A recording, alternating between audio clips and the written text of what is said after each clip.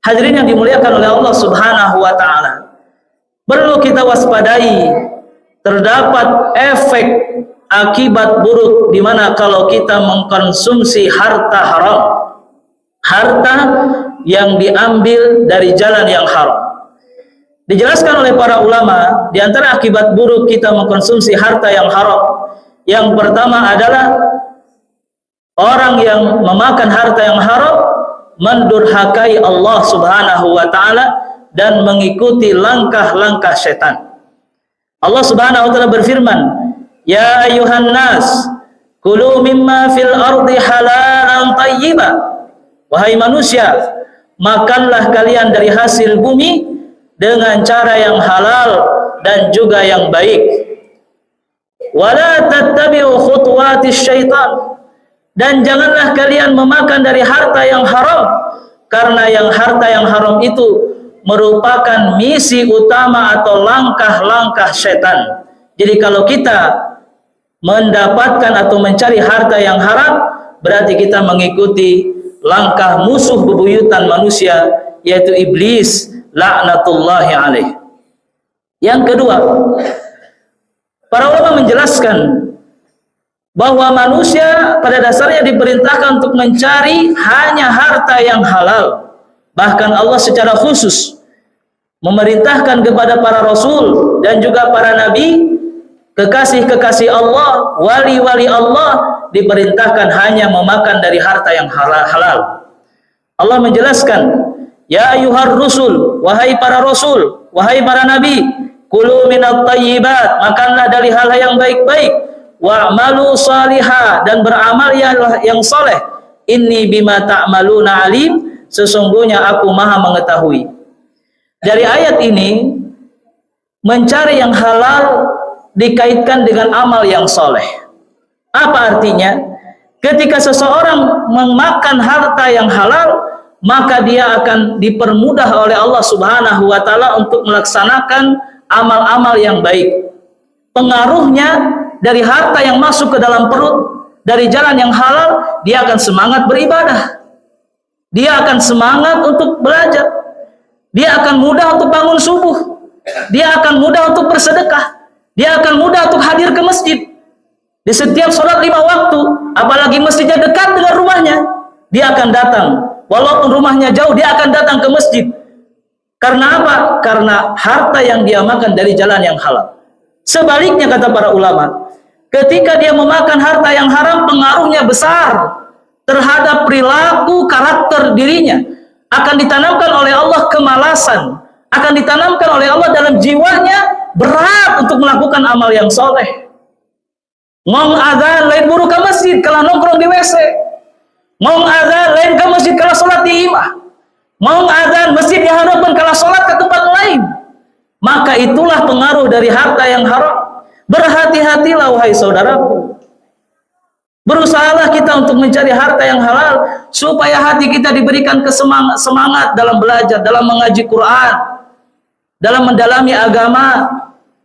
Berhati-hatilah pengaruhnya terhadap anak-anak kita. Berhati-hatilah pengaruhnya kepada cucu-cucu kita.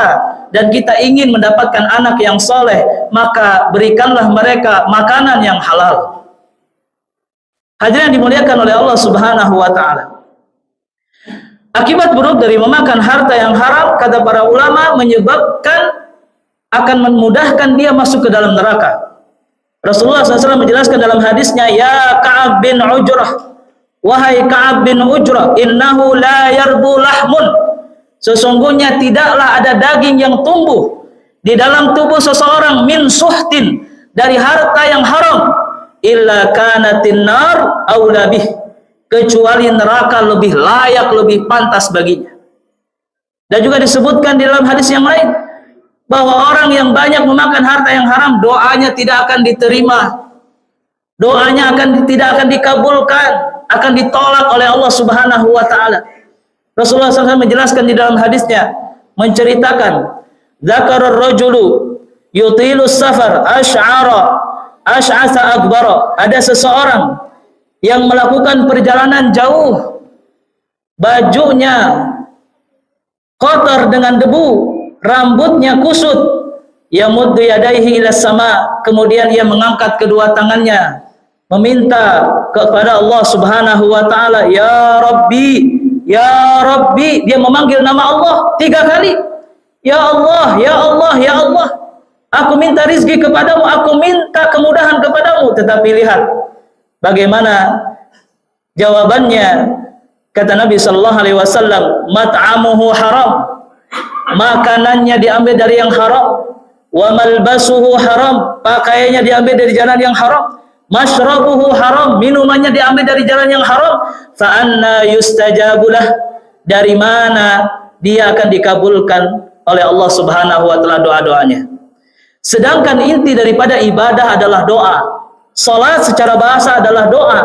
Maka dikhawatirkan ketika dia banyak memakan harta yang haram, doanya tidak dikabulkan, bahkan ibadahnya pun akan ditolak oleh Allah Subhanahu wa taala. Disebutkan dalam hadis Nabi sallallahu alaihi wasallam di mana salat orang yang banyak memakan harta haram tidak akan diterima oleh Allah. Dijelaskan la yaqbalullah salatam ri'in fi jawfihi haram. Tidak akan diterima salat seseorang kalau di mulutnya ada makanan yang masuk dari jalan yang haram. Begitu pula disebutkan di dalam hadis yang lain di mana sedekah dari uang yang haram tidak akan diterima oleh Allah Subhanahu wa taala. Hadisnya la yaqbalullah wa la yaqbalu shadaqatan min gulul. Tidak akan diterima sebuah sedekah jika sedekah itu diambil dari cara mengambil, mencuri ataupun mengambil jahrem, jatah preman. Apalagi tidak diridhai oleh orang lain.